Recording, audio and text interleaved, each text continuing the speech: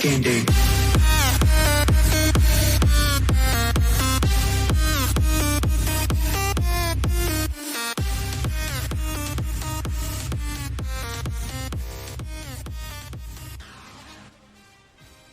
Welcome everybody to the next episode of Chiefs Focus First and 10 Live, brought to you by Foco Sports.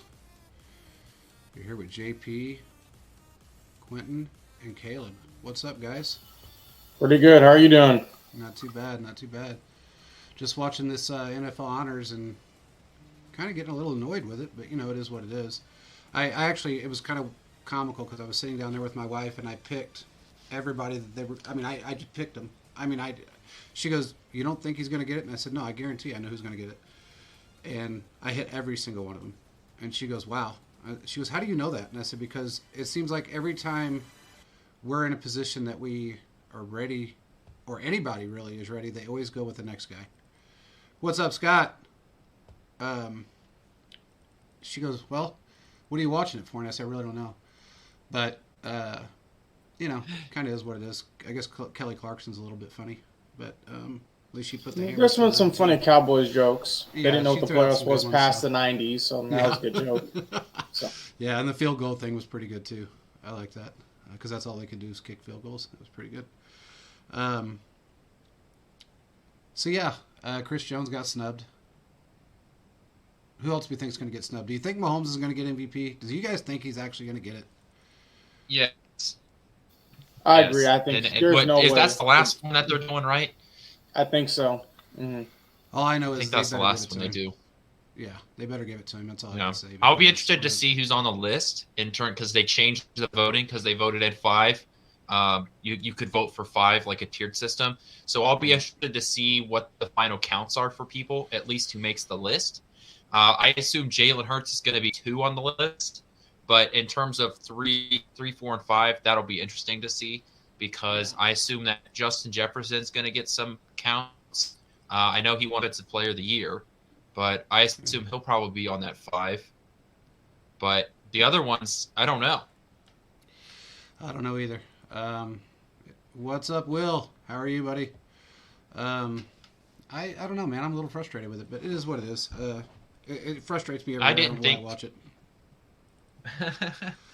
I still think that there's a real argument for Chris Jones to win Defensive Player of the Year. I think that, if 2 of those sacks probably stick, maybe he has a better chance at it because you're talking about the closer sack numbers. But I just think that he was so impactful.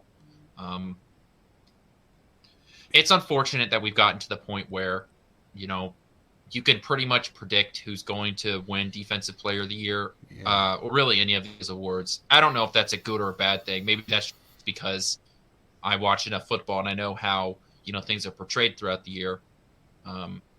The conversation was really about Micah Parsons and Bosa from the beginning of the season. So exactly. It doesn't surprise me that Bosa won it. Yeah. No, I agree. I just feel like at this point I feel like you should go off of more than just sacks and pressures. Chris Jones does so much more, in my opinion, personally. But I know he's using this for fuel for the Super Bowl, and I know he'd rather have a Super Bowl ring than a Defensive Player of the Year trophy. Yeah. So I think it'll work out at the end of the day, regardless. And much as frustrating it is, I think it's going to be fine. It'll work out. Yeah. Who do we think is going to get the Walter Payton Man of the Year? That's a great question. I don't know. I'm not sure. I know Mahomes won the Twitter. Yeah, he did. It would be pretty surprising to me if one player won 2 awards in the same honors. I don't know. I don't know if that's ever happened, but since this started, I don't know if there's been like one guy that's won 2. I think they try to spread them out. Unless you just have a remarkable season, I think they try to spread them out. Yeah. Well, we'll see how. I think the only year we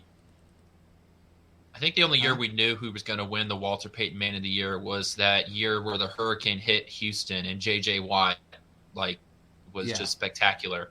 And what he did, I think that was the year where it was like, yeah, he's winning that. Well, he spent like $100 million to help. I mean, he get back he did so much for the city. He did. And I mean, it was amazing what he was able to do. Yeah, I agree. They're going through it now. I just kind of keeping an eye on it a little bit, but a little bit of Chiefs talk. Everybody was worried about Snead. Really no reason to worry. I don't want to get too detailed into it, but he'll be fine Sunday. I'll leave it at that. You want me to go through the official report? Yeah, Yeah, go ahead. gamesmanship, guys. Gamesmanship. That's the key word here is gamesmanship. Everybody was a full participant except Snead, who was a limited participant. So the big thing coming out of it to me is that Kadarius Toney went from being a limited participant to a full participant. Yep. So that's big to me. The Eagles, on the other hand, had everybody practice. There's a bunch of guys that were limited in practice, but a lot of them were, early in the week they were getting rest on their official report, and now some of them are being limited. So guys like Fletcher Cox and Jason Kelsey, Brandon Graham, so a lot of their veteran guys, they were reported as rest and limited today. Rest earlier in the week and limited today. So that doesn't surprise me. They're just sitting guys out. Well, he said limited means hangover. You know what? You might be right. That was a zinger right there.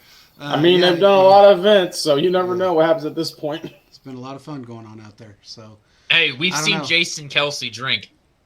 Yeah, and Travis is no slouch. So, I think they both have a hollow leg. So, they're having a blast out there.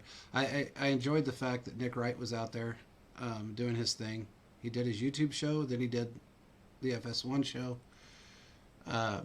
He's been, Nick's been getting kind of personal lately, man. He's been really talking about his family and his dad, and his dad. If anybody doesn't know, his dad is a fire chief. He was also part of the union, basically, for the firefighters in Kansas City to help them get what they need. He spent a lot of years doing that. But prior to that, and prior to him and his mother getting married, or prior to him and his wife getting married, he was he gambled a lot. And Nick admitted it. He gambled. That's how he made his living, and kind of is what it is. But he was talking about his son, because everybody was asking him, "Are you going to limit what your son does as far as gambling is concerned?" He said, "No, he's not. He didn't have a problem." He said, "My dad called me up and said I had a problem, gambling." And he said, "Are you kidding me?" He said, "We all know what you did for a living prior to being in the fire department. We know exactly what you did." And, it kind of let it go. But Nick, he bets. His son bets. I don't do it. I don't know why. I just don't. I bet he's put some good money down for the Chiefs. I guarantee you that. But he put some good money down. No doubt. That guy, he is a hardcore homer. There's no doubt about it. He is the epitome of homerism, and I love it. So, hey, man, how long? There's some good bets right now, man. Yeah, there is. There's a pretty good bet on Mahomes getting MVP, which I was pretty surprised about. $30 gets you 300.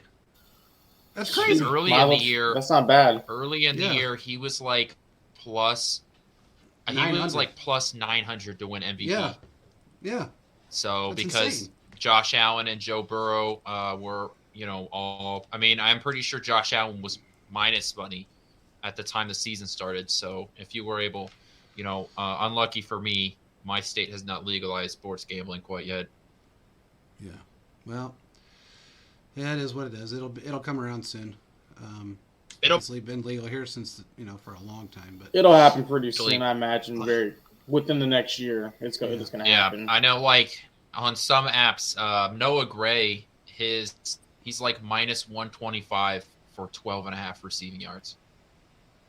Wow. Yeah, I would take that. He might get that. That's what you're expecting. 2 catches. Really? That's what you're expecting. Do you think Noah Gray will get 2 catches? That's really what we're asking here. Yeah, it's kind of a dumb. That's really a low bar bet. Good God. Yeah. Well, anyway, it is what it is. I've noticed it seems like anybody that joins through, if anybody's on here and they're joining through Facebook, switch over to YouTube or Twitch. Facebook has a problem. I don't know what it is. Twitter seems to have somewhat of an issue as well, but I've had a lot of people tell me that they can't stay on very long because of that. So, or it keeps kicking them off. It's Facebook. It's on Facebook Live. I don't know if you're going directly to our page or if you're going to Facebook Live, but if you go to Facebook Live, I'm told it's a lot better. So, anyway, we're a day closer than we were yesterday, and it's the suspense is mounting right now, and Andy has some plays, guys. He's got some stuff. Oh, I know they're rolling some stuff out. I can't wait. It's going to be a great offensive mastermind game with some defensive adjustments. I can't wait. It's going to be a great time. Yeah.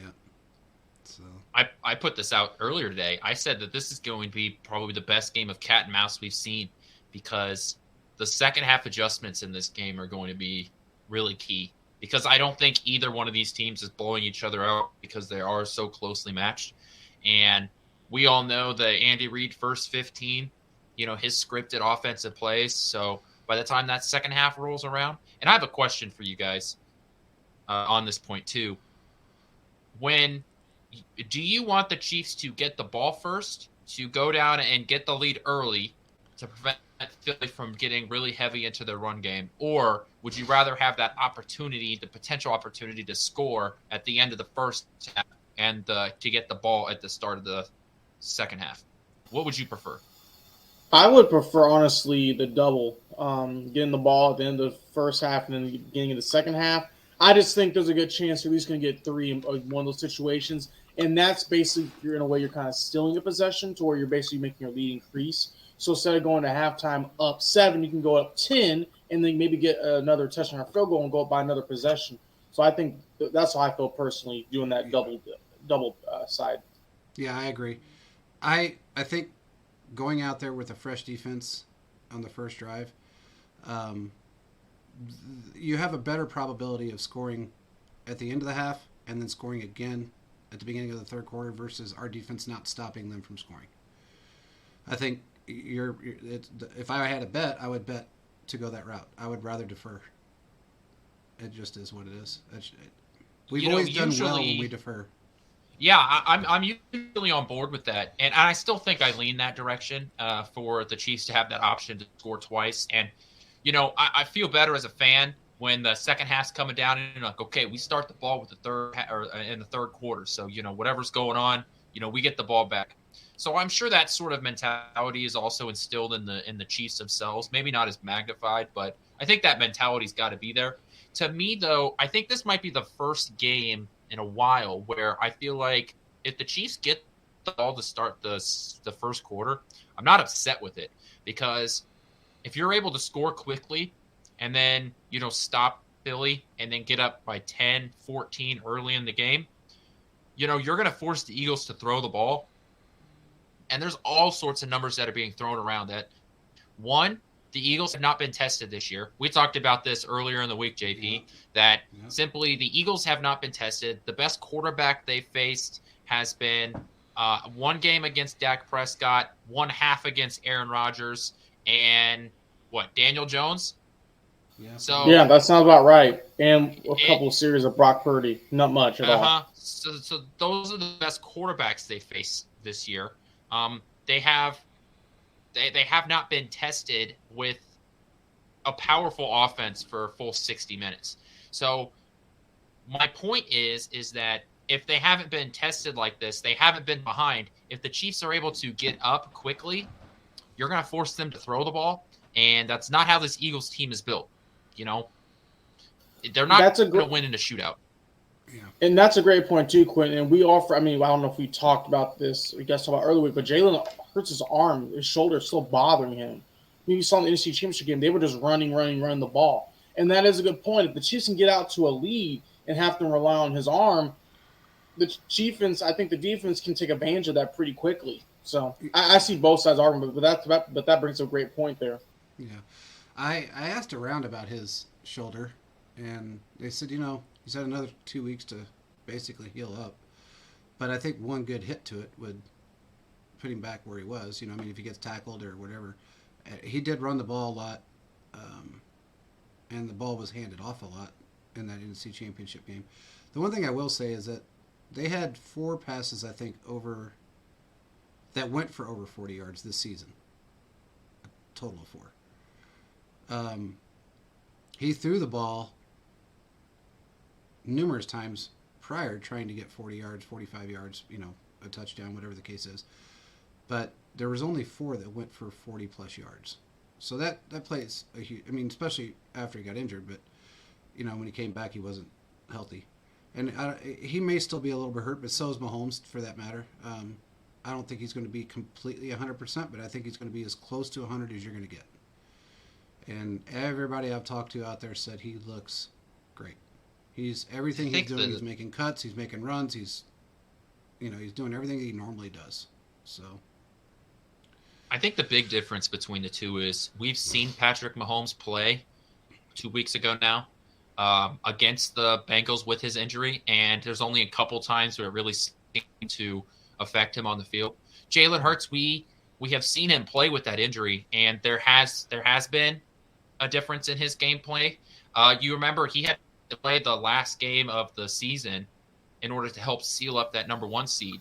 That is true. If you look at his numbers before and after the injury, he was a pretty good deep ball thrower when they were throwing the ball deep. But since that injury, he doesn't have a touchdown pass, and he has 2 interceptions. And even the one deep pass he completed against the 49ers, it was that one pass that was supposed to be a drop, but, because they were able to hurry the ball up and snap the ball, that ball was still underthrown. So I do think that it's interesting that we spent a lot of time, and I don't just mean we as in us, I mean we as media and people who've talked about the Super Bowl, spent more time talking about the Mahomes ankle, where we've seen him, be able to play a game and not to have that affect him that much. But yet Jalen Hurts has the shoulder injury, and we've seen that affect his gameplay more. Is this a game where you guys think the Chiefs are just going to basically send all-out blitzes and just see what he can do with his shoulder the first series or two? See what he can do? Yeah. I don't think so. I don't think they're going to do that too much because he runs too well. You got you need a QB spy, but if he can't throw, like Quinn said, if he's even of these deep balls are not accurate enough, you might want to take that chance. Now you're going to need a spy, and you need things in perspective to kind of help with that. But it may not be a bad idea just to try it for the first series or two to see kind of what's going to happen. I think I would give him a chance to at least throw the ball to see if he actually can throw it before we start blitzing crazy. He's a very versatile quarterback, so you have to be kind of careful with blitzing the guy. He's similar to Mahomes in that way. You blitz him and he's going to get out of your way most of the time. He's pretty fast. He does it with his legs versus his arm more. He doesn't really throw the ball after he starts running. He usually just runs the ball. I'd just be a little careful because he's pretty good at getting out of the way. And I think he's going to be running for his life this game. Well, who would you guys prefer our QB spy be in the instance that they try to see what he does there? Who would you guys want to be this QB spy? Would it need to be you think Justin Reed would be a good spy? You don't think maybe you give it to Willie Gay? Do you think that's not going to work out? I don't think he's fast enough. I think Justin Reed would be perfect. Okay. What do you think, Quentin? I don't think that you can just dedicate one the entire game. I think you have to mix up your coverages, and so that role will end up going to different people. I would think that the Chiefs defense uses their corners to blitz a lot in this game. I think, especially because we see that the defense trusts Brian Cook, and in terms of his ability to cover in the one-on-one, we saw him work pretty well against the Bengals and throughout the later part of the year in coverage. So that leads up a Justin Reed, or whether you want to use Snead, these other guys, other defensive backs you can send on corner blitzes and safety blitzes because you trust your other safety to work in pass coverage. And I think it's going to be crazy kind of blitzes throughout this game. And I think especially early on, because you want him to, be forced to get rid of that ball quickly. And if you're able to send a corner on a blitz, on the outside, you can tell your interior guys and your linebackers to stay gap sound down the middle, where if they do, or if they just so happen to be running the ball on that play, you can clog up the middle and still have your corner come off the edge. So I think that it benefits the Chiefs to blitz early in that regard. Well, I don't know. Their wide receivers, if he is throwing the ball well, their wide receivers are going to catch it. I'd be a little nervous at running a lot of corner blitzes, but that's just me. I'd have to see. I'd have to see how they're gonna come out game plan wise before I made a decision like that. But that's just me. Andy and Spags, who knows, man? They're the guys. They're the ones that really know what they're doing, and I think no matter what, Hurts is gonna see a defensive line that he hasn't seen all year, and I think he's gonna really one of the best defenses he's faced. Now, I would say the 49ers defense is good, but you saw what the Chiefs did to them. I think the Chiefs can raise that bar some. So. I think so too. We have a great rush defense. We have a great pass defense. I don't know. I think it's just they haven't really been tested with a defense like ours. So it's going to be. I think it's going to be an awakening for them more than anything, and that's something that they have to really. I think they're really kind of banking on. They're not stupid. They've studied for everything we've done, just like we have. And we'll just have to see how it goes, But I think, there you go. I think the Chiefs have the advantage when it comes to the D line. So we'll just have to see. Brian Daboll just won Coach of the Year. I see. Doesn't surprise me. Good for him. That was the most lackluster good for him I've ever heard, Caleb. Well, it is. I mean, I'm not surprised he won it. I mean, he did turn around the Giants, who were abysmal for the last 5 years. I wasn't surprised. I did predict that one, JP. You did. Quentin, if Mahomes was MVP, I'll yell and scream for you. I got you. I turned the TV off because I don't want to use up my bandwidth. I got frustrated earlier, and I said, you know what? I'm just going to stay away from it. I actually turned it on when I came in here, and now I've decided I'm not going to watch it. So that's what it is. But you let us know, Caleb. I mean, that's the main thing. You let us know because I'm not paying attention. I don't even want to know at this point. I just hope he wins it. As far as him winning Coach of the Year, I mean, when you got a coach like he had for an offensive coordinator that ran 100% of the play calls for the offense. I don't know. To me, I think it's a little biased, but I just thought I'd give everybody an update. We can get back to the Chiefs now. Yeah. What Andy Reid said that there's going to be, I don't remember his exact quote. I wish I had it in front of me, but he basically said that there's going to be a guy, an unsung hero, a guy that we haven't talked about a lot that's going to come out and have a good game. So let's just go. We'll go offense and defense and just pick a player on the offense and then one on the defense and just sort of talk about who we think might be the guy that ends up having a pretty good game and is not one of the star players on the team. So let me fix you guys want to go offense or defense first? Well, let me fix this really quick. We can do offense. Yeah, what he said was a player that we haven't talked about that hasn't played much this year. So that leads me to think something else, but now we can start it because it was a player. You're right, Chiefs Live. It was a player that hasn't played much this year. So now we can. Well, you want me to go and start with offense then? Yeah, go ahead. I got Fortson. The reason why is because he's kind of been an up and down season a little bit. Now you guys may say, well, he's done this, and this. Yeah, but I feel like over the last quarter of the season, people have really forgot about what he can do. When he plays, especially now the Chiefs can use a 3 tight end set. I forgot the name of that special package. It was a very, very popular name. But if they can run a 3 tight end set and can send Fortson deep, that's going to be perfect. Putting with Kelsey and Noah Gray, I think Fortson could be that guy no one's really thinking about, that no one's really preparing, that the defenses are going to be all focused on Kelsey, and they're going to look at Noah Gray, but Fortson's going to get away. That's what I believe personally. Before I talk about Pacheco, McKinnon, all those guys, but I think Fortson could be this guy. I had Fortson in my head until earlier, and I have a weird feeling he's talking about Clyde. Yeah. They're going to let Clyde play? He hasn't played in a month.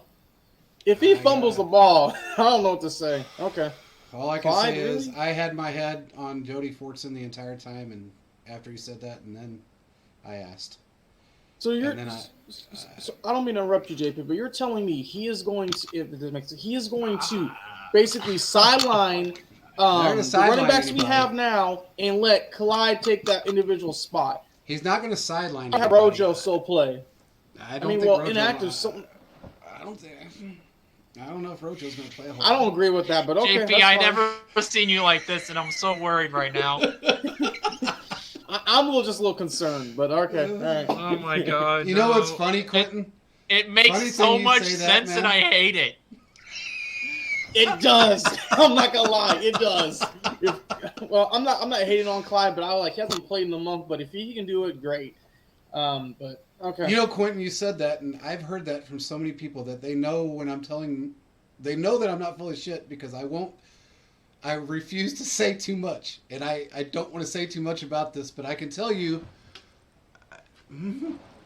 yeah, that's. We have to talk about this off screen. Bruh. What you got, Quentin? Bruh. Oh my god. Now I'm just like imagining. You know what? I don't. Oh Jesus. Okay. Gannon versus Gerbeck. It's a Gannon versus Gerbeck, yeah, because you have a guy that's been on the bench for a week or for multiple weeks, and you just say, well, he was the starter at the beginning of the year, so let's throw him back out there. Yeah. Jeez. Okay. I don't think he's going to get. Now, look, I will say this. Clyde about to go for 50 yards. I don't think he's going to get an ignorant amount of plays. I don't think he's going to get I don't think he's going to start. I don't think he's going to get a crazy amount of reps. But I think knowing their run defense and what I was told today, they may give him an opportunity to see what he can do. I'll put it that way. Okay, well, I'll leave it at that. All right. He said Crowell versus Castle. Oh, God. All quarterbacks. What do you got, Quentin? Who's your offensive unsung hero, you think? Well, I do like the Jody Fortson pick. I think that Geno Smith won comeback player of the year. Sorry. I had to spit that out. I mean, what did he come back from? Sucking? I don't like that, but I think comeback player of the year should be for injured players. And it should be the Alex Smith comeback player of the year award. Oh, 100%. Okay. I don't know why they've changed the award. Sorry, go ahead. Yeah. That's fine. I think it would be the Jody Fortson pick is interesting, right? Because, at the beginning of the year, he was a guy in the red zone, but he would get the 1 catch, 1 yard, 1 touchdown. That was the joke. But he just sort of fell off, and part of that was the injury, right? And I think part of that was just some of the other guys on the team started to come up, and you get injured, and you're gonna sort of lose your spot in terms of the receptions and the amount of plays that you're built into for the offense. So I do like the Jody Fortson pick. I just to not be, not to pick the same guy. I will go the same position though, and I am interested to see what Noah Gray is able to do. I think because we've seen Noah Gray come into a lot of the same plays in terms of the same packages and some of the same plays, even out of the slot as Travis Kelce does. And if they're going to put a lot of effort into stopping Travis Kelce, why not use a similar guy in terms of body size in those same positions and those same packages while Travis Kelce is also out on the field? And you can try and get some of that production from Noah Gray, because they're going to devote so much of their, manpower to try and stop Travis Kelce, but you can get Noah Gray open in some of those shallow zones and, get an easy first down. So I think Noah Gray has been underutilized in terms of his ability. And then again, I don't know how much you can say underutilized just when the ball is being thrown around to so many people, but, I just think that he's a guy that can get some production. Yeah, they're all underutilized to a degree. I mean, we're not a two pony show. We have 10 guys that we can throw a ball to at any point during the game. So I'm not. Yeah. and as far as what Andy's comment and Jody and Clyde are concerned, I asked specifically today what the hell he was talking about because it made me a little bit nervous, and that's what I was kind of told. But I wouldn't be surprised if there's not a couple of packages with Jody and Clyde in. If Clyde is actually active, he is going to be. Look, we have to have an inactive list, so he is probably the closest. Him and Watson are probably the two closest to an inactive player. If you're looking at offensive players in skill positions, so I think the 13 personnel, 3 tight end sets are going to be important in this game. I agree. They absolutely have to be. Eagles are not great at stopping tight ends throughout the season, and what's Andy Reid best at is evaluating a team's weakness and exploiting it. And when you have, Travis Kelce, the best tight end in the league, Noah Gray, who's a really good backup, and Jody Fortson is a guy that, if the ball's thrown to him, I'm not worried that he's going to drop it. He doesn't got Demetrius Harris hands. So you've got 3 guys that are able to be productive, especially in short yard situations.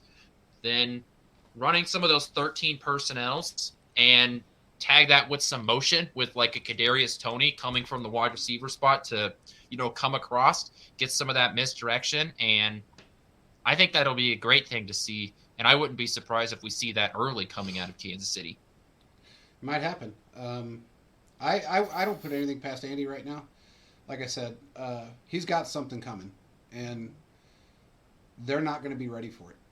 The biggest thing, I guess the biggest fear I have is that Andy shows his cards too early, which he normally never does. This game, I think he has a little bit more. He's got a little bit more investment in it, I should say. Yeah, that'd be a good word. And you could. That's all. And I was going to say, you can make the argument too, just kind of on a play scale. They really haven't gone deep in the quote unquote library or the book. So I feel like we're going to see a lot of different things, especially stuff teams have never seen before. And I think Andy's going to be very, very crucial and is going to use a lot of those plays in order to help, and especially in situations that the Chiefs really, really need to score. Yeah, definitely. Sky Moore, he's right. I mean, I don't disagree with Chiefs Hive. Sky Moore, or Chiefs Live, I think he has an opportunity to really show out this game.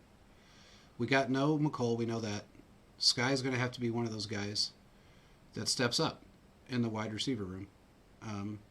I think if you're looking at the wide receivers that are healthy, everybody's healthy with the exception of McColl, but who are you going to put out there that's proven the most in situations where Mahomes is scrambling, has to get the ball out? Sky's been there a few times this year, and he's made some crucial catches. I don't know if Watson's done that so much. I mean, he's made a couple of good ones, but he's also missed a few really good ones. Drop passes last bit of season was a lot. Yeah. So if I was a betting man on wide receivers that were going to be inactive, I would have to say Watson. But they don't necessarily have to have him inactive. They can have 4th-string defensive line and offensive line guys inactive. They don't need to have any of their wide receivers inactive. They don't have to have any of their running backs inactive if they don't want to. They can scheme around that. So it's going to be a matter of... I got a strange feeling this game is going to be probably the most spread offense we've ever seen out of Kansas City. Ever.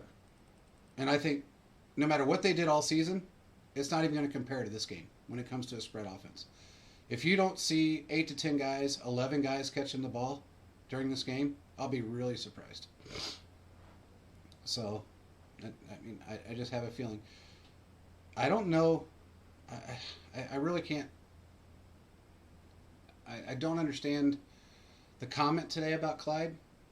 But again, I know Andy, and I know how he feels about certain people and how he wants to get everybody involved. This is probably not the game to put a guy in that hasn't played in over a month. Hasn't played in 6 weeks. So I would probably be really cautious unless we were up by so much that it really didn't matter. That's just me. But what I was told today is that, they want to exploit their run game, their run D, and he has something that may be able to exploit it. I don't know, man. I think he's going to be on a pitch count if he does play. Well, you can get him at plus 4,200 to score an anytime touchdown. It's not bad. That's Okay. Put a bet on that. Well, hey, you never know. You never know, phone. Quentin. You never. He's like, we're going to play. You want me to start with defensive players now? Let's do it. Oh, yeah. Let's go. Okay. Go ahead, Caleb. Start with the defense. My guy is someone you guys probably haven't heard much from this year. It's Mike Dana. Quentin, before you hopped on, JP and I have talked about this guy for many, many years. He was a great start to the season, and he's kind of tailed off. I will say this season he's been fairly consistent throughout, and even the playoffs he played very, very well. I think he can have a sack and a couple QB pressures this game. I believe Mike Dana is going to do really well in the defense line. That's my pick.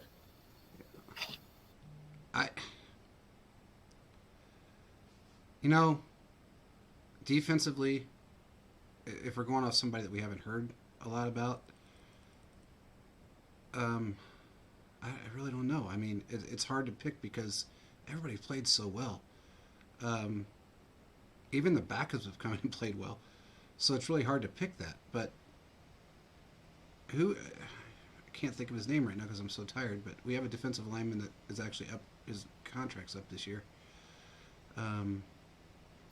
Is it Williams? No. No, not him. Noddy? You think Derek Noddy? Okay. I think Derek Noddy might be a guy that gets in the backfield. Look, man, when he was in the game, the last couple of games he's played in, he's done really well. He actually did it, and I was going to bring this up because he pulled this Colin Saunders flip that I don't remember, was it week 16? Or no, maybe it was the Jaguars game. He did this crazy Colin Saunders flip, and he didn't mean to do it, I don't think. I think he was just trying to get the hell out of the way, but he ended up doing this insane flip and came down on his feet. And I'm like, man, he's got a little Saunders in him. And he's a big man, too. He's not, nothing like a fat guy dance and a fat guy flip. So you see something like that, you're thinking, man, this dude's got a little bit in him, a little bit of Tyreek, doing the back flip and doing the side flip. And I was pretty surprised. I got a weird feeling he might step up as well, man. This is a big game, bro. This is a big That's big a good game. one. Okay. So well, I'm gonna just go with Colin Saunders because if there's any NFL player, if there's any Chiefs player that's running me down, I think Saunders chasing you down would be the most terrifying because just how quick he is.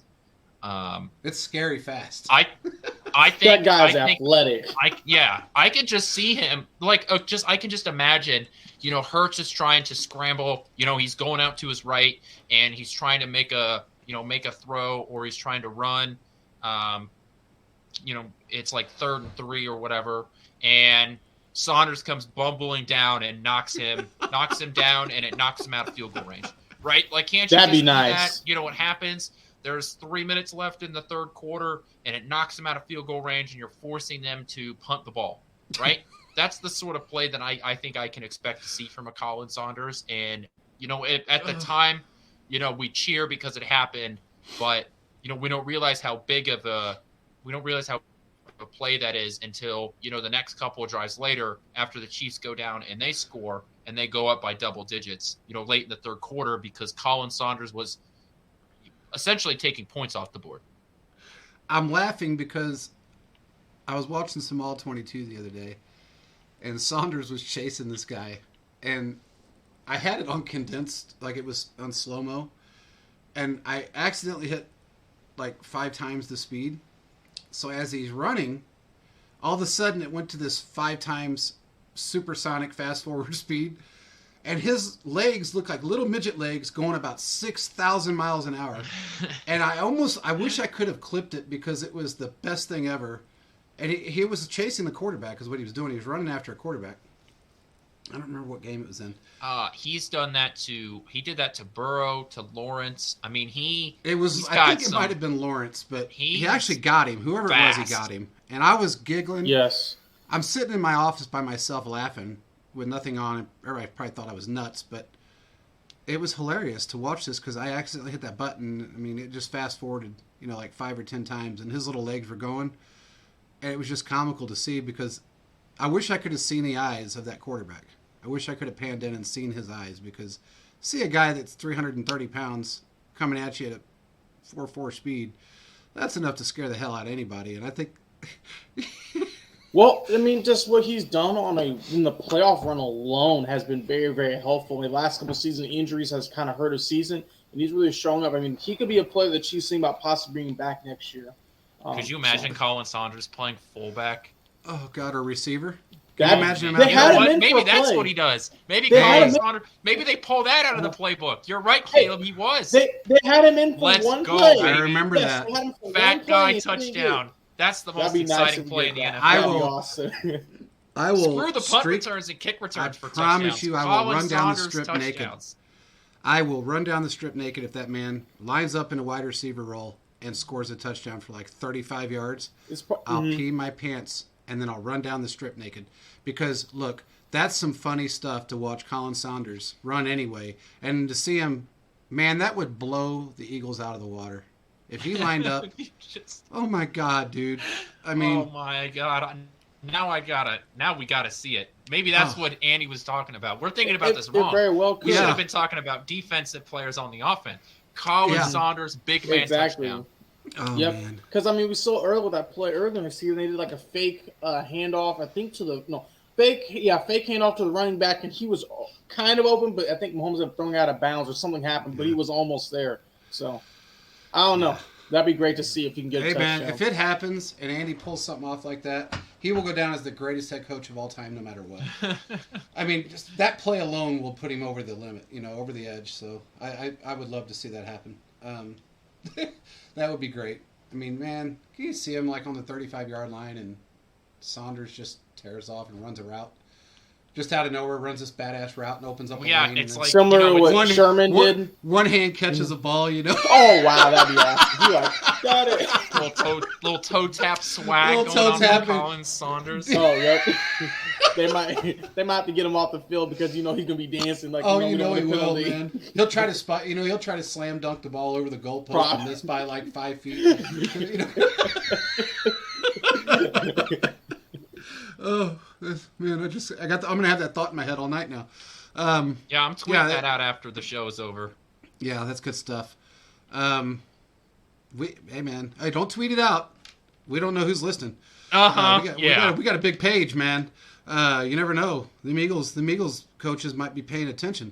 We don't want to give away any Andy secrets, but that's good stuff. Anyway, let's move on. Let's do the Believe It or what? Has anybody got anything else right now?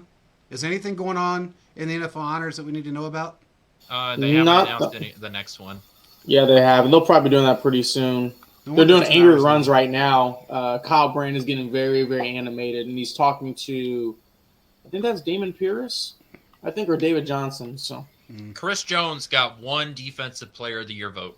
That is ridiculous. And let me just take the floor with this. I understand maybe Bosa had a better statistical season, but that's ridiculous. One vote? Really? Yeah. One vote. This man has been dominant all season, and you give him one vote, it's a slap in the face. Micah Parsons didn't get a single vote. And that makes no sense. He didn't get a vote either. Yeah. It's just I don't know who are the individuals who vote for this award, but it just feels like in some instances I feel like it's more of a popularity contest in these big market teams rather than just a collective who is the best player.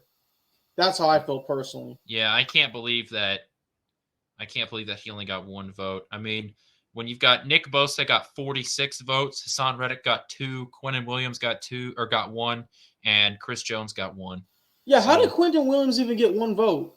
That's my question. I don't know. Maybe the guy that covers the Jets. It made no sense. I don't know. It just literally is confusing. But you know what? I know Chris Jones is probably going to use this as motivation moving forward. He's probably really pissed off right now. I'd be pissed off too. Yeah, I guarantee disrespect right there. Well, you know what? It'd be better than winning Defensive Player of the Year, winning a Super Bowl MVP, Chris Jones. So why don't you go do that? And we get all down like 5 sacks and just go win the MVP. Get some batted passes too. Yeah, I mean, I don't know. I think it's sad, but what are you gonna do? I mean, you got to think about who's voting and how it's voted upon and how many people they allow to vote. I think it's kind of ridiculous too, but I think they really need to leave it all to the players. They're the guys that play against them. They're the most honest with each other. They really are. They're the most honest when it comes to this. You don't have biased media guys. You don't have biased fans. You've got players that play against these guys week in and week out. They know everything about them. I think that's how they ought to leave it. So, how they do the top 100. The players vote. And that's what they need to do with this. I don't think it's fair for some jackwagon beat writer out of the Jets to throw a vote in for somebody that doesn't deserve it. I saw Quinn, not saying Quinn was a bad player, but I'm like, really? He tied with Chris Jones with votes? Exactly. Nah, come on now. Come on. It is what it is. What are you going to do? Honestly, this night means absolutely nothing but money for the NFL. And that's what it is. Padding a little bit of Goodell's pocket. It's unfortunate because this is how, these awards are how people get into the Hall of Fame. It's how some guys have contracts based off of like the Pro Bowl. If you're a Pro Bowl player, an all-pro player, some guys have contract incentives based on that. So, when guys get snubbed or, however you want to view it, there is a real impact that has. That's why, it's so weird that the Pro Bowl is so important, but yet the Pro Bowl is bad. We're playing flag football. Yeah. Well, here's the thing, though. I think Super Bowl appearances and being consistent throughout seasons will get you in the Hall of Fame just as quickly as a stupid vote from some media guy. So, Chris Jones, another 3-4 years of playing the way he's playing right now, and he sticks with us, which I'm sure he's going to, and ends up in a couple more Super Bowls, at least one more. That would be 4 Super Bowls in his career. And if they won 3 of the 4, wow. How could you not put him in the Hall of Fame? Especially when he was a real impact during those games. He was an impact this year. Definitely an impact. Playoffs, really an impact. He was a big help, is a big reason as why we won. So, it's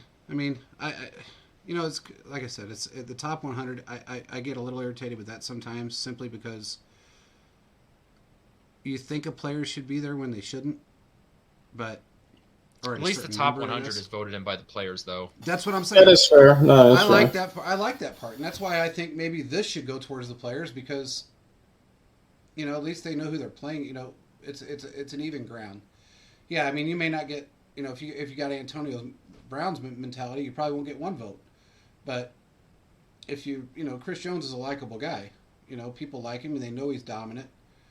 But you got too many aspects that are throwing their votes in with this. It's part fan, part media, part player, if I'm not mistaken. So I don't know. I don't know if I like the way it is, but can't really change it. So got to move on from it. Well, you want to do the believe it or not real quick? Yeah. Well, I don't know. I was wondering if I should call an audible and put one of these as Clyde. Go ahead. But I guess just how many you have? Why don't you just do this? Why don't you just it's add it to it. Close to the end of the year, just add to it. Okay, so I guess we'll just start with that one. Believe it or not, Clyde gets either a reception or a rush. Do you think he touches the football? I believe it. I think that I see them letting him play and getting at least something. Now, I don't know if he's going to get a touchdown, but I think he's going to have a positive impact, and I don't think he's going to fumble the ball or drop a pass. I'm going to go ahead and say yeah, and I'll leave it at that. I can't say yes.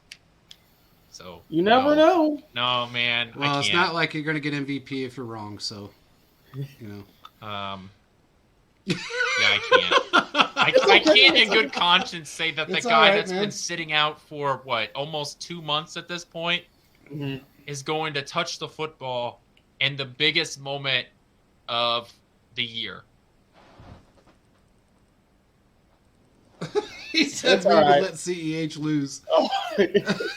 This would be a good talking point. Yeah. Hey, if we lose and CEH is in the game, I will keep this on the page and I'll make a little clip of it and keep it on this show. But hey, I don't know, man. I'm just gonna say he's gonna touch the ball. I will say he will. You know touch... what? I hope he touches the ball on the sideline or. Hey, there was no rule with that. There was no rule. I didn't say he was going to touch it on the field. I just said he was going to touch a ball. I mean, he's probably going to do the role moments right. So okay, now we're going to have serious moments. Let's just keep going with the offense. I think I want to talk about Kadarius Toney. Up until Kadarius Toney got injured, he was a pretty significant part of the offense. So and the special teams. So let's just believe it or not, Kadarius Toney gets 50 yards from scrimmage. I believe it. I think Andy Reid is going to have plays specifically designed for him. I see he's going to do a lot of I think we're going to see a lot of different things out of Kadarius Toney. And I think what's going to happen specifically, there's going to be specific matchup Andy's going to have, and he's going to probably get a couple over the top and maybe even break a couple. Jet sweep as well. I think that can happen. Pop passes. I think he will get very close to 50, and I can see him eclipsing that as well. So I believe it. I will say that I think a lot of this game plan is going to be centered around Toney and his ability to get in the open space. I think he definitely will get 50 yards, and I think he'll get a touchdown. Yeah? Yep. I think so. Look, Kadarius Toney to me is the most exciting skill position player that the Chiefs have. At any moment, he's the guy at any moment, that could turn into a touchdown, especially with McCole Hardman obviously not playing, being on IR. Kadarius Toney is now that guy. He's the one that one little dump pass, one little flat route, the little pop pass, wide receiver, screen, jet sweep, all of those little things that take place within 3 yards of the line of scrimmage can turn into a touchdown. And anytime he touches the ball, he's breaking guys' ankles, putting them outside of their shoes. I mean, he's no, I'm going to ignore that. He is an exciting player, and I think that 50-yard from scrimmage is, if you consider how many guys are going to get receptions in this game, 50 yards, may end up being quite a bit.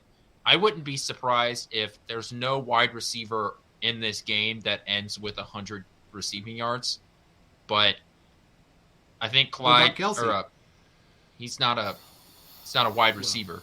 True, but I mean, the Chiefs have won games this year without having any of their receivers, Travis Kelce included, breaking the 100-yard mark. That's true. So there was that. I think was it against the Raiders the second time? I don't remember which game it was, but Travis Kelce had like 90, and then Juju got like 75, and then a bunch of guys behind him were around 40. So this offense can work without one guy completely taking over the game. Absolutely. And I think that's the way the Super Bowl is going to be. Yeah, it's going to be more spread than we've ever seen it, I think. It's something that this defense of the Eagles has never seen. That's what I feel like. Okay. All right. After we ignore that comment, we are going to move on. I love that comment. Hey, man. Jeff A. So if you place that bet, how much are you going to bet? And how long are you going to rub this in Quentin's face if you win? You know what? I'll be happy for you. If you put money down on Clyde to score the first touchdown of the game at plus $4,200, I'll be happy for you. I'll give you a shout out. All right, that's fine. You do you, man. You must be in a better financial situation than I am, but hey, that's fine. 1 in 4,200. It's worth betting $1. Plus 4,200 to score the first touchdown of the game, despite the fact that he's averaged 0.6 a game. But that's fine. Oh, what do you say? All right. I want to let's go to the defense here for a little bit. Okay. We know we know Sack Nation is in full swing. Frank Clark, the Shark, and Chris Jones are an important part of Sack Nation. I believe that, Chris Jones calls himself the ambassador of Sack The Nation. CEO. Oh, The CEO. CEO. Okay. He's the CEO. And we know that the defensive line is going to have to step it up. So, believe it or not, the Chiefs walk away with 3.5 sacks. Oh, I believe that. I think the defense is going to get after him. I think with a combination of Dana, also when we're looking at individuals such as a Chris Jones, Frank Clark, but here's someone we haven't really talked about, Carlos Dunlap. I think this is a game where he goes all out. I think this really is. And the combination of our defense line, I think we can get 3.5 sacks on him for sure. I think so too. At least, I'm going to say at least 2.5 to 3. At least 2.5 to 3. But I really believe it's possible with the defensive players we have and the magnitude of the game that is at stake. Yeah, I think with Karlaftis and everybody that's really come on, and the way they rotate, and the way they throw out some exotic schemes, and they're able to move players over to open the gaps, I think for sure they can get 3.5 sacks on him. So I think the Chiefs are going to be able to get pressure on Hurts, but I think that they're going to try and adjust a quick passing game. So I don't know if the Chiefs are able to get more than 3 sacks.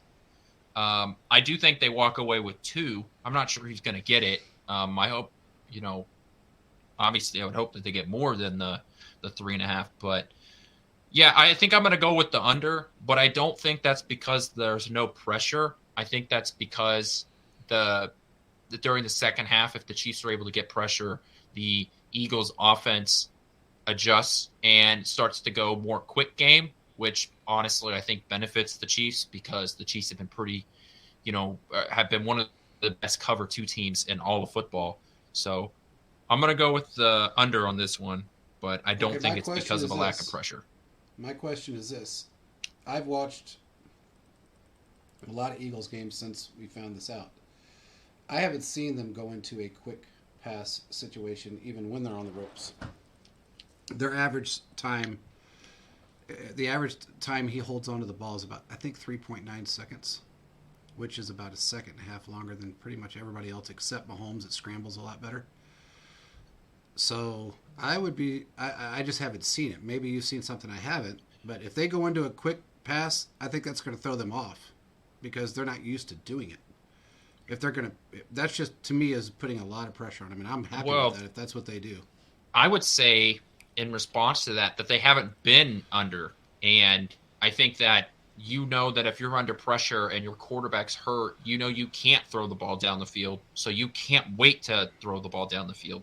So your only other option is to adjust and to go more quick game. We know that the Eagles do like to run some no huddle, so there is a tendency there for them to run quick stuff down the field when they want to. But the Eagles haven't been down a lot this year, so they just haven't had to pull that out of the repertoire. Yeah, maybe so. Okay, my final one, the last melon, as they say on Ice Age. I kind of want to go to the run game for the Chiefs and Isaiah Pacheco, because Isaiah Pacheco for about a month straight was getting 80 yards from scrimmage. And last week, 2 weeks ago, man, this bye week is really messing with me. He got really involved in the pass game last week, which we hadn't seen. So I think 80 yards, let's just go back to the 80 yards. So Isaiah Pacheco gets 80 yards from scrimmage again. 80 yards, you mean rushing or all purpose? Just running? From scrimmage. I'm going to say yes, and the reason why is because the passing and the running attack, I think Andy was going to throw a couple screenplays in there. I think he's maybe will bust a couple runs. He may get another 2 or 3 of those. I think it's very possible he could very well get 80. He may get lower, less than that. I don't see him eclipsing 100, but I think 80 is going to be a good medium to see, because I think also with McKinnon in the CH plays, it's going to be all distributed. I'm just saying, Quinn, don't be a hater.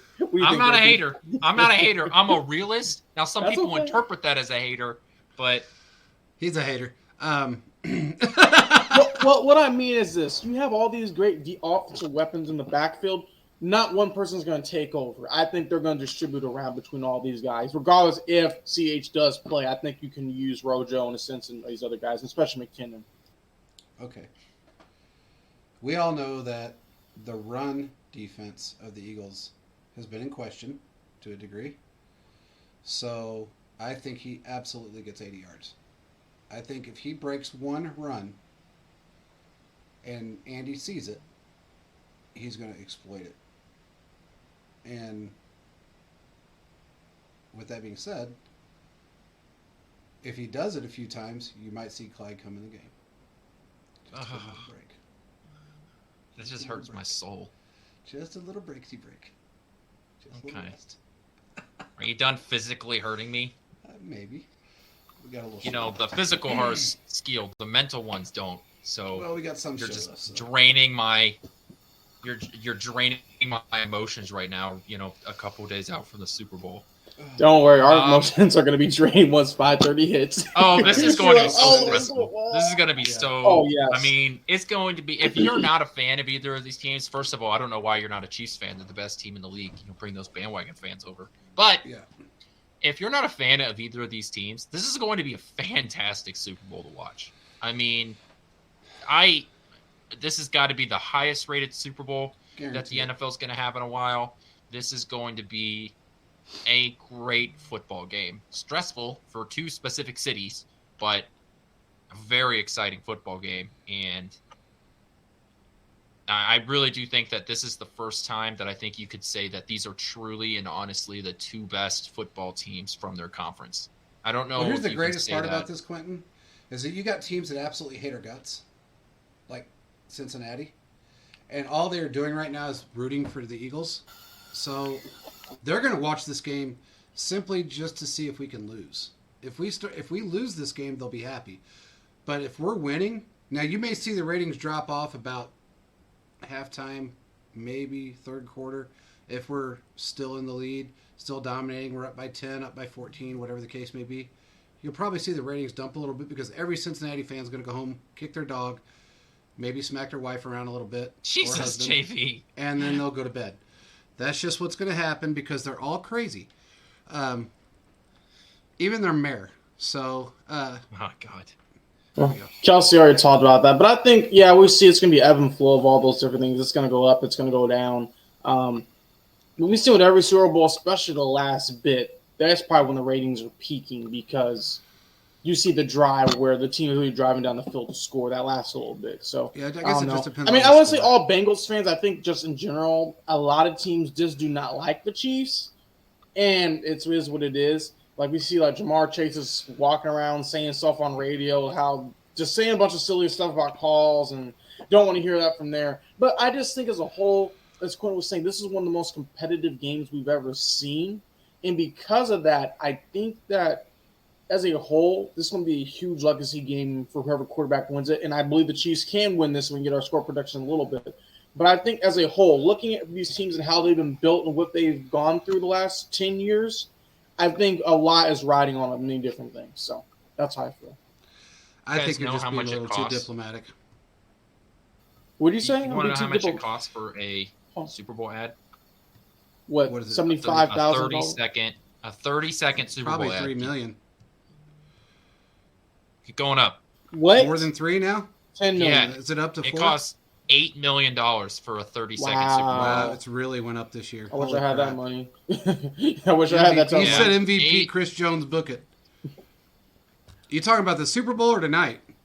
Like, no, he's talking about Super Bowl. You said $8 million, Quentin? Yeah, $8 million for a 30-second Super Bowl ad. Wow. And I did say I think you're being a little too diplomatic. I think you're just a diplomatic guy, and that's okay because you are. But you know what? All right. Well, if you look at all the teams in the NFL, I'm just saying they just don't like us. They don't, but they all collectively, the AFC. Yeah, most of them don't like us. Yeah, they're haters. Cincinnati really hates us. Oh no, there's I agree fans with you. that hey, look, there's fans that actually came and said, hey, it was a bunch of crap, blah blah blah.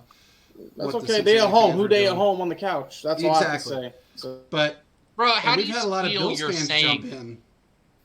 How do you feel you're saying? Me? No, them. They sold from the Saints, right? Yeah. How you gonna steal? I don't know. Bengals. They come up with something. I'm sure you could come up with something. They don't know how. I don't know. They've been not a good. You know what? I'm happy the Chiefs put them in their place. That was a great win, and I'm just going to move on from that because the Chiefs are in a spot the Bengals aren't in. They have a chance to win a Super Bowl. And the Bengals, I don't think, have the Bengals ever won a Super Bowl? No, I don't think they have. No, I got an empty case So sitting here for him. Okay. What are your guys' score predictions for the game? What are you guys' score predictions? The over-under is 51. Okay. And that is the Eagles are favored by 1.5 points. Now, with that in mind, if you truly think that this is a pick'em kind of game, because a 1.5 point game is a pick'em, why would you not go with Patrick Mahomes? Now, obviously, I think all three of us are going with the Chiefs, and if you're not, you can just leave the show now and blame your internet to save you some embarrassment. But I think anybody that who's listening, let's not get crazy, guys. I was talking to you two. I know, but I'm not being a hater. I think that this is going to be a 28-27 kind of game.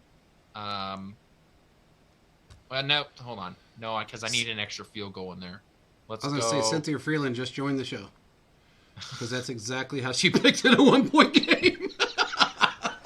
I want a 1 point game, but I need a field goal in there somewhere, so I need to redo my math. 24, 26, 5. I don't know. Field goal fest?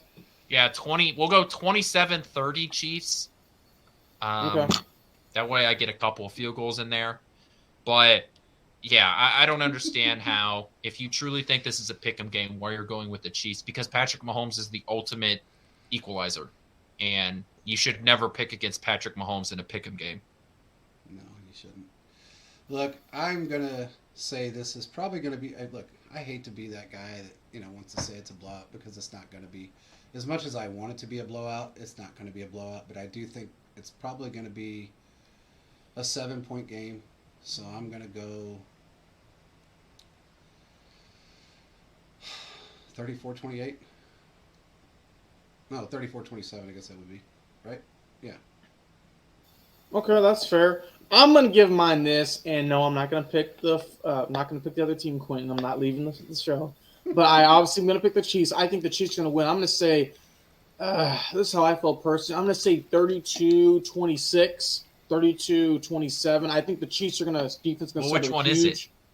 27, 32-27. Okay. We'll do that. 32-27 since you want to go analytical. They're going to get a couple field goals in there. You being ornery for a show I'm writing it down. I write them down, so, That's fair. No, I think 32-27. The reason why I think the defense is going to step up, I think I can see individuals such as Colin Sanders or Willie Gay or Nadi knock them out of field goal range a couple times. I also can see the Chiefs, when they really need to, go down and score, and the defense can get a couple turnovers. And I believe also, when it comes to Hurts' injury, he may not be able to throw the ball downfield as effectively as we individuals think he can, because that's something that hasn't been really talked about. And we said earlier, but that's a huge, I think, kind of look at there. So that's how I feel. They're getting ready to announce the MVP. So we got to stick around for that so we can either rant and rave or go yippee-ki-yay. Real quick, who's been the most correct on the believe it or not in score predictions this season? I think. So I know I almost had a full sleep. I think on it was me, but I could be. I think. Well, I know I've been the closest with the score predictions. Okay. I know Caleb went on a run over the past 2 or 3 weeks towards the end of the season. And I'm being too diplomatic. I'm giving you a hard time, man. It's fun. I'm just trying to figure out what this dude said. Oh, no. Okay. Nothing major. All right. Well, they're announcing they have Mahomes, Hurts, and those are the two individuals. They probably have some more, but they're about to announce the MVP. Kurt Warner is up. So Mahomes won the MVP. No, they haven't done. Well, it's probably going to break on Twitter. Oh, he won it. Yep, he did. Mahomes won it. It's out. Thank Mahomes God. won it. Thank God. I didn't want to have to start cussing. Mahomes wins the MVP. The Thank easiest God. decision in the history of decisions. Thank It really goodness. It's actually you can call the whole world Mr. Obvious now. MVP Pat. Wonder Everybody what got him all year. I wonder what the voting was like. I'm looking at it right now. I can tell you guys. It's Ari Myrov is the one that's been posting it. So I don't know. It's nice he won it. That is great to all those haters. Mahomes not good. All right. Hurts should have won. Hurts got hurt. Yep, he did. So but you know what? Mahomes played through. So. Yeah. Second MVP is already trending on Twitter. That's awesome. That is awesome. Wow. You know, a quarterback or a player has never won both regular season MVP and NFL MVP or Super Bowl MVP. Oh, wow. So that's never happened before. So, Brady, I know 1 year, he went 1-1 and didn't get that. Maybe he can get double. That'd be nice. That is awesome. Okay, let me see. Where's the vote at? Is it out here? Come on, Ari. You always have everything out for us. You always break it. Dang, he doesn't have it out yet. Well, hey, second MVP. I think we could all say if Mahomes retired today, he's already in the NFL. First ball Hall of Famer. So maybe he never got told. Maybe he's been doing them all night. He's been doing them all night. He's been saying that. I know, but maybe they just didn't tell him because it's Mahomes. Well, maybe, I have a feeling we're gonna find out pretty soon. I think. Yeah, I'm assumed. Hurts okay, here it is. Right, you want to know? Okay, so guess. There are 50 people who voted. Guess how many people voted for Mahomes? Oh no, real quick. Guess how many people who voted for Jalen Hurts and Josh Allen combined? 2. No, I'm gonna go with 4. 4. Okay. How many guys do you think individuals voted for Mahomes? 48. 50. Let's see. I said. So I'm gonna go 53 because there's 5. Okay. So JP was right. I'm guessing you saw the tweet. I didn't see anything. I don't have Mahomes got 48 votes. Allen and Hurts both got 1 vote each. There you go. Boom. Boom. It's pretty good. I was right about something. Pretty good. I'm going to tag that. But that's good, though. 2 MVPs. Very phenomenal. He's got 2 MVPs and a Super Bowl MVP in his career right now. And he's 5 years into the league. 5 championship games. 3 Super Bowl appearances. Mm-hmm. It's ridiculous. Can somebody look up his yardage really quick? His all-time yardage. Let me see if I can find it. I know he has a third of Super Bowls and Troy Aikman, so that's good. That's true. That is true. I think he has... How many? He has less than 200 touchdowns, I believe. Mm-hmm. He has I'm seeing 24,241 passing yards. In regular season? That's just NFL career passing yards, so I think that's everything. 24,000 passing yards in 5 years. Yeah. That's insane. He's got 195 touchdowns, if I'm not mistaken. Here we go. Yeah. His Pro Football Reference page has him at 192. But he had 192 before the... Well, that might be regular season, because... No, that has to be all time. Is that all time? No, because he had... How many... He had 2 in the AFC Championship game, and he was at 191 when we... If you ever want to laugh, just go to the Pro Football Reference page and read some of the nicknames that Pro Football Reference says people call him, right? I'm going to go through some of them, and some of them you're like, oh, yeah, I've heard of that. Like Showtime, Magic Man, right? Grim Reaper, that was a big deal. Shannon Sharp always calls him Mahomes Boy, the Gunslinger. Like all of these things we've heard, right? Yeah. Here, Pro Football Reference has all of those. Here's 2 I bet you've never heard before in your life. The Musician, okay? Musician? Yeah. And Fat Trick. Okay, never heard of that one. No one. I've never heard anybody call Patrick Mahomes Fat Trick. Yeah. Okay, never heard of that, but okay. Well, that's what they want to roll with. That's okay. That's weird. But hey, 2 MVPs. Hey, Harold Coons just tweeted this out.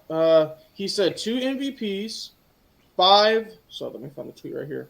He said 2 MVPs, 5 AC Championship appearances, 3 Super Bowl appearances, 1 Super Bowl win and MVP, Pro Bowl in every season he started 5,614 total yards this season. If there's not a greater player, I don't know what to tell you. Yeah. So. Yeah, there's nobody better than him.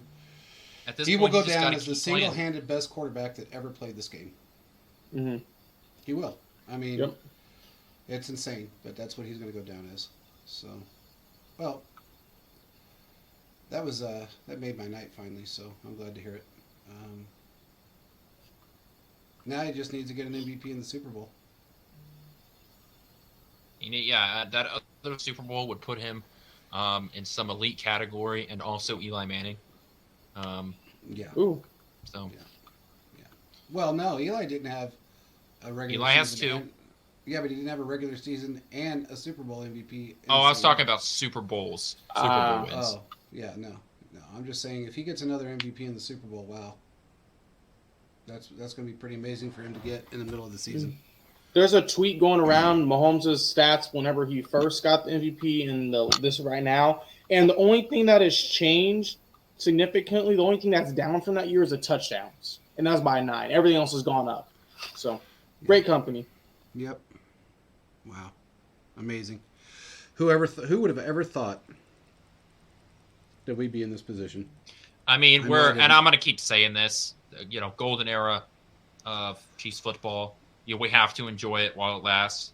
Man. It's awesome. It's amazing, and it's because of Big Red, 1-5, Veach, and, that Clark Hunt has allowed this team to be run like it. Yeah. And we can't leave out 87. 87's really put 15 plus 87 equals 6. I don't care what my math teacher says. Yes, that is true. Mm-hmm. Wow. Well, guys, I don't know what else we got, but I am very happy now, and I'm sure my wife will tell me when I get downstairs. Are you happy now? Yes, I am, because I told her earlier if they don't give Mahomes the MVP, I might break a TV. I'll be happy on Monday morning. Yeah, me too. This is going to be a stressful weekend. It's going to be so stressful. I'm going to tell you now, Quentin, when you said the 1-point victory, I'm like, really? We really want to have that much stress? I mean, it'll be worth from the end if they win, but do we really want all that stress? Well, all I can tell you is this has been stressful anyway. I've got a paraplegic dog I'm babysitting for the weekend. And it's not fun because he can't get up and down. He can't really do much of anything. He runs on his front feet because his back feet don't move. So he's a cute little guy. It's just a lot of stress. Now I got to worry about him and the football game for the next 3 days. So anyway, hey, for everybody that's listening, make sure you join the giveaway that's going on Twitter. Do not pay attention to the fake page that's going around that looks exactly like ours. They've been reported, so don't fall into the trap for them. Look at their followers and look at their stuff in their bio. I mean, yeah, it's similar, but it's obvious. So just double check. So this is the second time, but this one's really close, so you got to be careful. They're using our logos, they're using our header, they're using all of the wording in our page. Everything's exactly the same. So you just have to look at the follower count and make sure it's not us. Make sure you join. Check out Foco Sports. We appreciate them for sponsoring us on this show. We're going to do 2 more shows. We're going to do a pregame show and a postgame show after the Super Bowl. And as much as I don't want to get up at 5 o'clock in the morning, we are going to be, at my time anyway for everybody, we're going to be doing a show 9 p.m. Eastern time with TSS Fantasy Football. Lance the Spoken's going to be on there, and some other random guy I don't know. But it's going to be fun, and it's going to be a blast to talk football with those guys again. So Sunday's going to be pretty busy. With that being said, make sure you check it all out, and we will talk to you guys. What? Can I say one thing real quick? Say what you ever. I just want to give a shout out to JP and Quentin. It's been an honor working with you guys this year, especially you, Quentin, and JP as well. You guys have done a lot of work. We appreciate it. And don't give me that look. I can take my thing back, Quentin. No, I really appreciate working with you guys. I didn't do shit. I'm just giving you a hard time. No, I really appreciate you guys been working with you guys. We've come a long way, and a true to you guys. Thank you. Regardless of win or lose, great team to work with. And for those who are interested, maybe joining and want to help us, DM us, send us an email. We'll get back to you. But I just want to shout out to you guys because you guys do a lot of work behind the scenes, and I appreciate all the work you guys do. So thank you. We appreciate you, and we got a lot of shows left to do in the off season, so we're gonna have a lot more fun during the off season. So Yeah, this is definitely not over. Yeah, Chiefs got a ton of cap space. This is going to be a fun off season. Whew. And of course the AFC West, a ton of stuff's going to be done in the AFC West again. I think the Chargers are going to blow up what they have, so it'll be interesting. There's going to be a lot of Chiefs things. Hello, Mac to Kansas City. Yeah, the Chiefs will be doing stuff. The AFC West is going to get blown up again. So, keep coming back over the summer. I'm going to be covering the Royals here. Pitchers and catchers report on Monday. So if you like Royals baseball, I know it's hard to consume Royals content. The Royals don't have an athletic writer. So, make sure you come to our website. I'll be putting out Royals content. Yes. And it'll be, it's going to be fun. It'll definitely be fun. And don't ever forget how great how great this run has been for Kansas City. I'm so happy I grew up in a time, to like have hindsight. It's crazy to think that there are kids now who were 7 years old when Patrick Mahomes first started and are now 12, and all they know their entire football life is Patrick Mahomes being a god. So, my early years were pain, Quentin. Yeah. Our early years were pain, and JP's was pain too. Yeah, at least you got to see the 90s. They didn't make playoff runs or anything, but they were good. Like the Chiefs were relevant in the 90s and early 2000s. Hey, we got to the playoffs. We just, you just couldn't win anything in the playoffs. No. The worst defeat I've been involved with was the 93 Buffalo defeat. I can't say the phrase "no punt game" around my father because I'll have a conniption. So. Yeah, I cried. So. Anyways, we can call it good here. Yeah, we're good to go. I don't want to cry anymore. All right, guys. Go Chiefs. We will talk to you guys on Sunday. Peace out, everybody. See you next time, guys.